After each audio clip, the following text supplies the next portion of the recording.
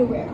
You wouldn't find one person is actually still living with their family because we had to move on. As Sudanese, we are people who love life. We love people. We are very hospitable. If you ever visited us in Sudan, in our booth, everywhere, you will find us happy.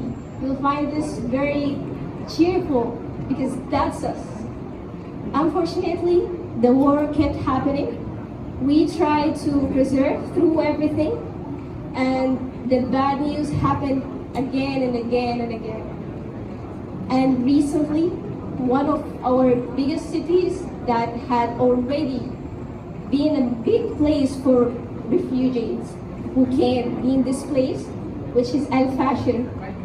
This city showed how Sudanese can be resilient and how Sudanese can be passionate about life. We supported each other, and in this city, it's been around more than 500 days people have been under the siege.